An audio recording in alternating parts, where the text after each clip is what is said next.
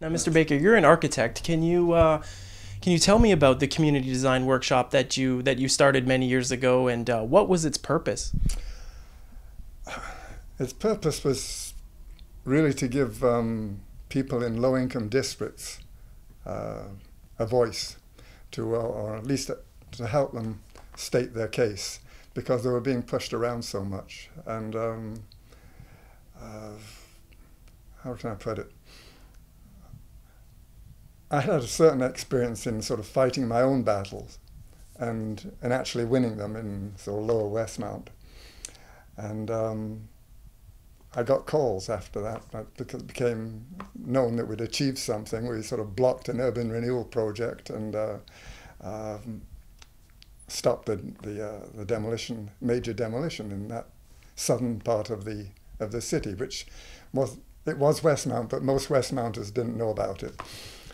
And after that, I got calls from people in Griffintown, Pointe Saint-Charles, Verdun, and I was teaching at McGill at the time, studio, and I decided to make the studio go into the community.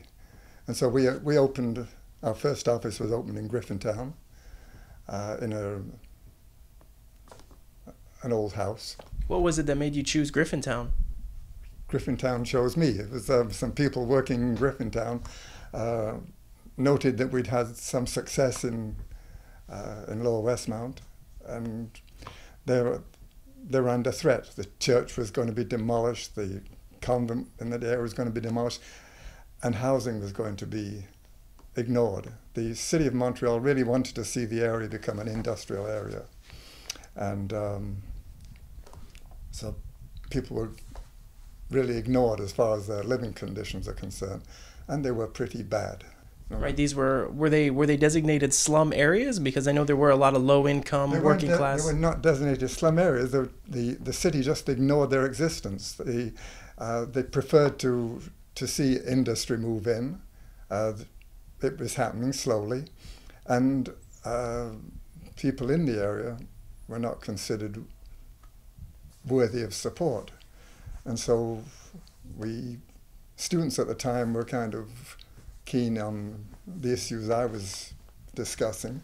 And so I set them up in small offices, really the lower floor of someone's house in Griffintown, Pointe Saint-Charles, Verdun, here in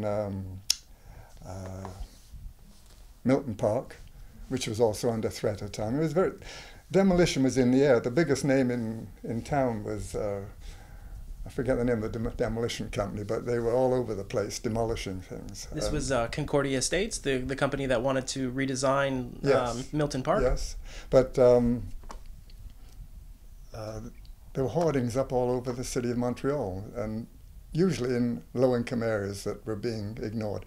The city didn't consider them as housing areas. They just wanted to see the people evaporate and find a place elsewhere, and then the housing could come down.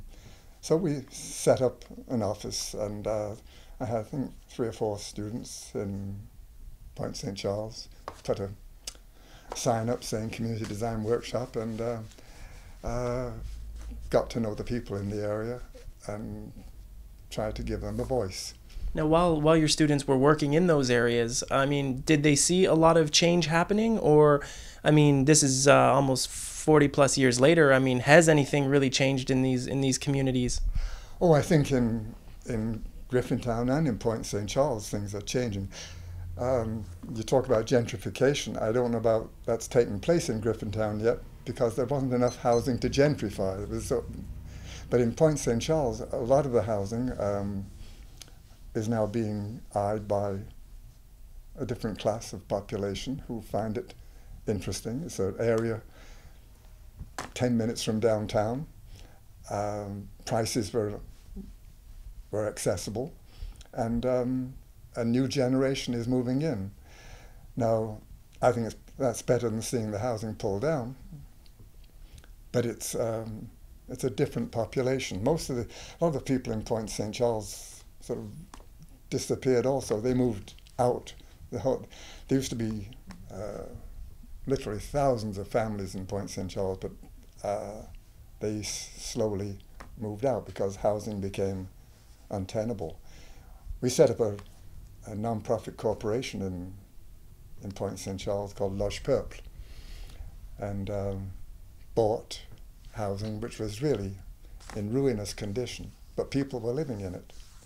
And we bought something like 100 units, and with the aid of Central Montreal Housing Corporation, and set up a renovation company to do minimum repair. I mean, it's not renovation as seen in the Gazette these days, you know, clever reuse of older housing. This was housing which was really unlivable. You had housing that had perhaps a toilet in a cupboard somewhere, poor heating, no kitchen, a tap, and people were living in those conditions, and the places were falling down around their ears.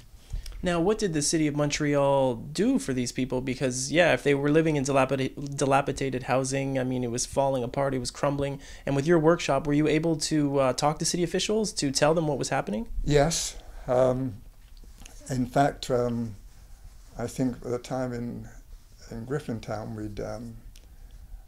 we got a note from the director of planning at the time, Guy Legault, who said, "You've made us aware of the problem." I'm not sure that anything further was done about it. Griffintown continued to evaporate. The big church had come down, the convent had come down, housing had come down. There was a lot of open space, and as you see today, it's now being eyed by a developer to radically rebuild the area, but with obviously a different population in mind, because the original population is gone. And in fact, a kind of new set of pioneers has set up house in Griffintown. They've one or two family houses,